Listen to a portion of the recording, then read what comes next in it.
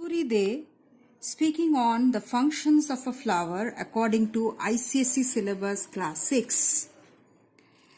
A flower has the following functions. It is the reproductive organ of a plant and its main function is to produce seeds and fruits. To perform this function, that is to produce the seeds and fruits, the first step is to transfer the pollen grains from the anther to the stigma of a flower. That is pollination. This pollination is of two types, self-pollination and cross-pollination. Pollination, which occurs either within a single flower or between flowers of the same plant, is self-pollination. Here the pollen grains from the anthers fall on the stigma of either the same flower or of another flower of the same plant. Like this. This is the anther from where the pollen grains are falling on the stigma of the same flower or of this another flower of the same plant. This is self-pollination. Now in case of cross-pollination, when this pollination occurs in flowers of different plants of the same kind, that is called cross-pollination. Here the pollen grains are transferred from the anther of one flower to the stigma of another flower of another plant of the same kind. In this way, the anther of this flower is transferred to the stigma of another flower of another plant. Here also, the anther of this flower is transferred to the stigma of another flower of the another plant. This is cross-pollination.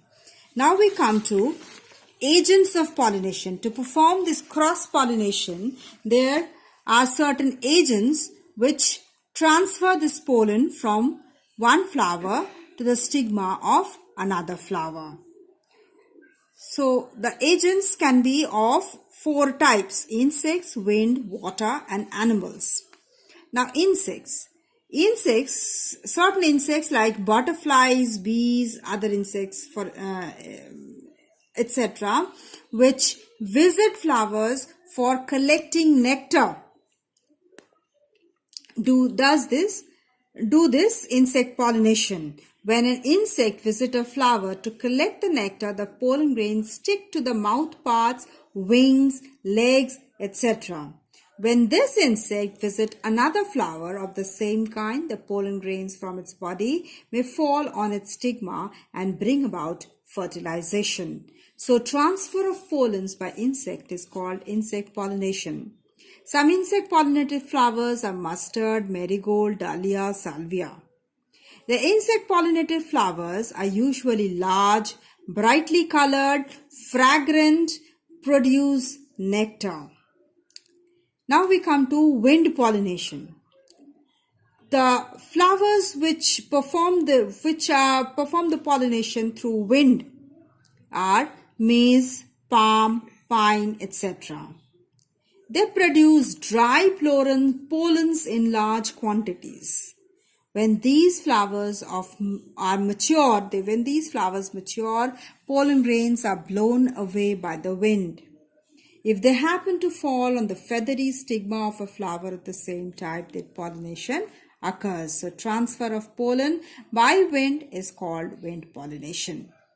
The wind-pollinated flowers produce large amount of pollen grains and their stigma should be feathery so that they can grab the pollen grains from the air. Now we come to water pollination. Here the flower which perform this pollination is Vallisneria, and it's an aquatic plant. In this case, there are two types of flowers, male flower and female flowers. The male flowers are submerged in water and after maturation, they get detached from the parent plant and they float on the water surface. When these floating male flowers come in contact with the female flower, the pollen grains get transferred to the stigma and bring about water pollination. So transfer of pollen grains by water is known as water pollination.